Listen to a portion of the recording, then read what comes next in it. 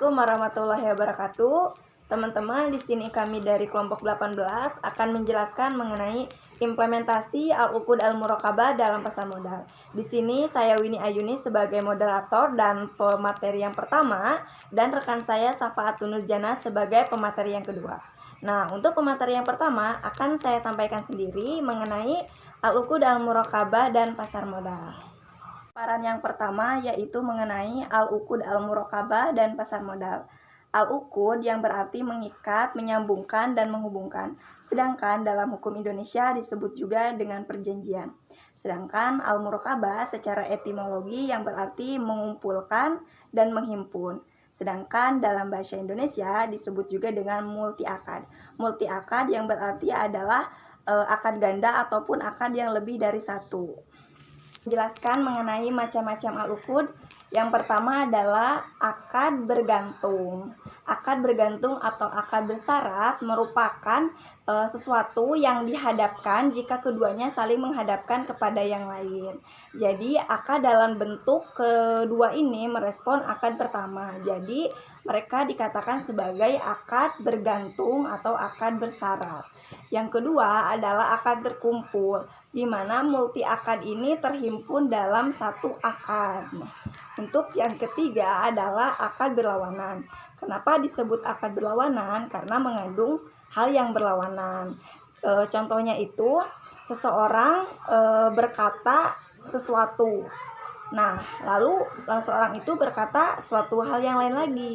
Nah, itu yang dikatakan sebagai akad yang berlawanan, jadi tidak sama.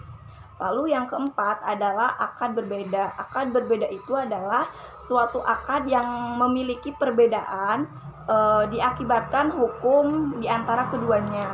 Contohnya dalam hal sewa menyewa dan jual beli. Kalau dalam sewa menyewa itu harus ada ketentuan waktu, sedangkan dalam jual beli tidak harus ada ketentuan waktu ataupun sebaliknya dari sewa menyewa. Nah, untuk yang terakhir ataupun yang kelima itu adalah akad sejenis. Akad sejenis itu adalah terhimpun dalam satu akad di mana tidak mempengaruhi dalam hal hukum atau akibat. Di sini saya akan menjelaskan mengenai pasar modal.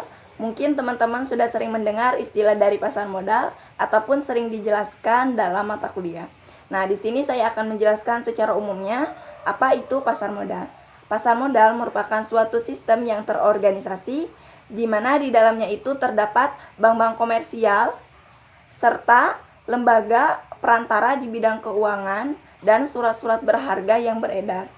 Sedangkan menurut Undang-Undang Nomor 8 Tahun 1995, pasar modal merupakan suatu kegiatan penawaran umum serta perdagangan efek yang melibatkan perusahaan publik serta lembaga yang berkaitan dengan efek.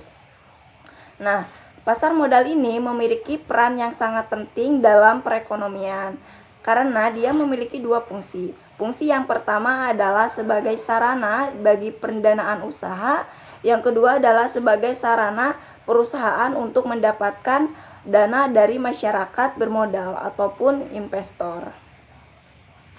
Saya akan menjelaskan mengenai struktur dalam pasar modal. Struktur dalam pasar modal yang pertama adalah Badan Pengawas Pasar Modal atau Bapepam. Bapepam ini memiliki wewenang untuk mengatur, membina, serta mengawasi kegiatan sehari-hari dalam pasar modal. Tujuannya itu supaya pasar modal ini menjadi pasar modal yang sehat, wajar, teratur, serta efisien untuk melindungi investor dan juga masyarakat. Yang kedua adalah Bursa Efek. Bursa Efek merupakan suatu lembaga ataupun perusahaan yang menyelenggarakan atau menyediakan fasilitas sistem pasar untuk mempertemukan penawaran jual beli antara efek berbagai perusahaan ataupun perorangan yang mempunyai tujuan perdagangan efek. Yang ketiga adalah perusahaan efek. Perusahaan efek adalah suatu pihak yang melakukan kegiatan usaha, pinjam emisi efek, perantara perdagangan efek, dan manajer investasi. Nah, perusahaan ini menjalankan usaha di pasar modal ini setelah mendapatkan izin dari Badan Pengawas Pasar Modal atau Bapepam. Di sini saya akan menjelaskan mengenai tahap proses perdagangan efek di pasar modal. Nah, di sini itu dibagi menjadi dua. Yang pertama adalah pasar perdana dan pasar sekunder. Nah, untuk pasar perdana itu merupakan suatu pasar di mana efek-efek itu diperdagangkan untuk pertama kalinya sebelum dicatat di pasar modal. Nah, di mana di sini itu saham dan efek lainnya itu untuk pertama kalinya ditawarkan kepada investor ataupun penjamin emisi melalui perantara perdagangan efek. Nah, untuk yang kedua adalah pasar sekunder.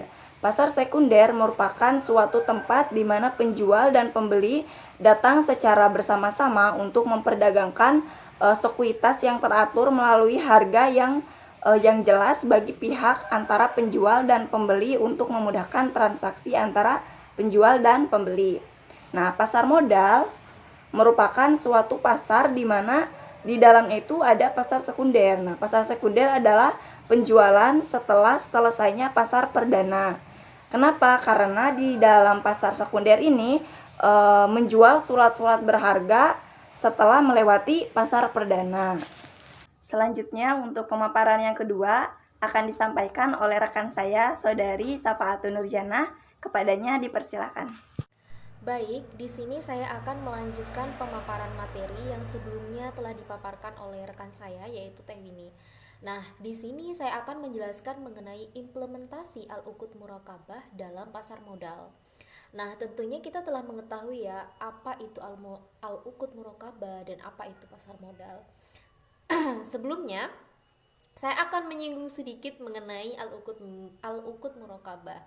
Nah, Al-Uqud Muraqabah itu merupakan multi atau bisa dikatakan sebagai multi akad. Dalam artian bahwa jadi multi akad yang dimaksud di sini itu dalam suatu transaksi itu dapat digunakan tidak hanya satu akad tetapi juga bisa dua atau lebih akad yang digunakan, terutama dalam transaksi pasar modal dalam hal ini. Nah, kemudian bagaimana sih Al-Uqud Muraqabah ini dalam pasar modal? Tentunya menggunakan banyak akad di dalamnya. Nah, akad-akad yang digunakan dalam pasar modal ini bisa berupa akad mudorobah, akad musyarakah, akad syirkah, akad ijarah, wakalah, dan lain sebagainya. Nah, untuk mengetahui, untuk memahami lebih dalam lagi mengenai apa akad-akad itu sebelumnya, tentunya kita telah mengetahui ya, karena akad-akad ini telah dibahas di semester-semester sebelumnya mengenai penjelasan apa itu mudharabah, apa itu musyarakah, apa itu ijarah, dan lain sebagainya. Nah, kemudian bagaimana sih penerapan Al-Uqud Muraqabah tersebut dalam pasar modal? Sebelumnya telah dijelaskan juga oleh Teh Winnie bahwa di dalam pasar modal itu ada dua tahapan. Yang pertama itu ada pasar perdana atau primer, dan yang kedua ada pasar sekunder. Nah, dalam dua tahapan inilah nantinya yang akan terjadi transaksi, dan di sananya juga akan kita bisa melihat di sana menggunakan banyak akad yang digunakan dalam transaksi tersebut. Nah, bisa dilihat di makalahnya. Yang pertama itu mengenai multi akad pasar perdana. Nah, tahapannya yang pertama itu adalah emiten atau perusahaan penerbit efek mendaftarkan ke Bapepam untuk mendapatkan izin operasional perdagangan efek. Nah, emiten ini atau bisa dikatakan juga sebagai suatu badan atau penawaran umum ya, penawaran umum. Terus kemudian yang kedua, emiten ini mewakilkan kepada agen-agen penjualan untuk memperdagangkan efek ke para investor dengan menggunakan akad wakalah bil ujroh. Nah, jadi emiten ini dia itu mewakili agen-agen yang pertama, untuk dia bisa dijual lagi kepada investor. Nah, tentunya dalam hal ini akad yang digunakan adalah akad wakalah bil ujroh. Nah, kemudian yang ketiga, agen-agen penjualan menjual efek dari emiten ke para investor perorangan atau lembaga dengan menggunakan akad jual beli. Nah, setelah itu barulah emiten tersebut kemudian menjual kepada investor dengan akad jual beli. Kemudian yang keempat, hubungan emiten dengan para investor itu terjadi akad musyarakah inan.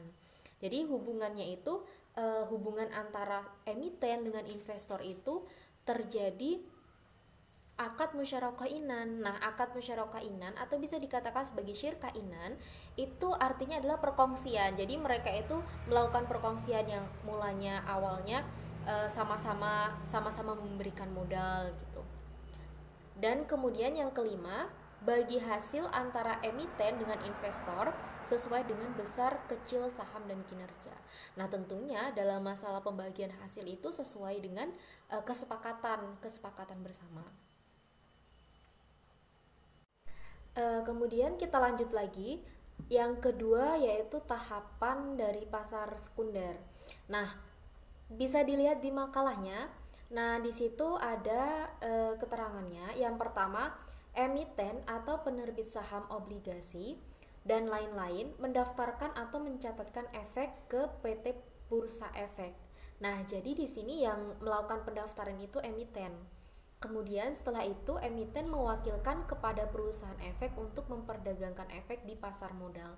Nah, jadi yang melakukan perdagangan itu adalah emiten. Nah, jadi di sini emiten itu mewakili. Nah, tentunya akad yang digunakan adalah akad wakalah bil ujroh.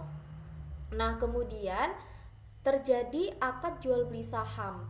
Jadi di sini setelah emiten mewakilkan kepada perusahaan untuk melakukan penjualan, maka di situ terdapat transaksi jual beli antara emiten dengan para investor dengan pialang. Nah, jadi di sini yang dimaksud dengan pialang itu apa? Pialang itu individu atau perusahaan yang berperan sebagai perantara jual beli dalam pasar modal. Nah, setelah itu investor mewakilkan kepada manajer investasi dengan menyerahkan modal kepada manajer investasi dalam bentuk portofolio dengan menggunakan akad wakalah yang selanjutnya oleh manajer investasi dikelola untuk melakukan transaksi di pasar modal untuk membeli efek baik berbentuk obligasi, deposito, dan sebagainya. Nah, hubungan antara investor dengan emiten dapat terjadi akad musyarakah. Jadi hubungan antara investor dengan emiten itu dapat terjadi akad musyarakah kalau misalnya dia melakukan pembelian saham. Tapi kalau misalnya dia melakukan pembelian seperti deposito, obligasi, dan lain-lain, nah itu dia menggunakan akad mudharabah. Nah, bagi hasil antara emiten dengan para investor itu sesuai dengan nisbah atau jumlah modal sesuai dengan kontrak di awal. Jadi tentunya kalau masalah mengenai bagi hasil itu sesuai kesepakatan masing-masing pihak. Nah, dari penjelasan ini kita bisa melihat bahwa multi akad itu banyak digunakan dalam transaksi pasar modal. Jadi terdapat juga banyak akad yang digunakan dalam transaksi pasar modal tersebut. Nah, itulah penjelasan yang telah saya sampaikan. Nah, untuk selanjutnya saya kembalikan lagi kepada moderator. Saja yang dapat kami sampaikan mengenai implementasi Al-Uqud Al-Muraqabah dalam pasar modal. Kurang lebihnya terima kasih atas perhatiannya. Mohon maaf apabila ada kekurangan karena kami masih belajar. Wassalamualaikum warahmatullahi wabarakatuh.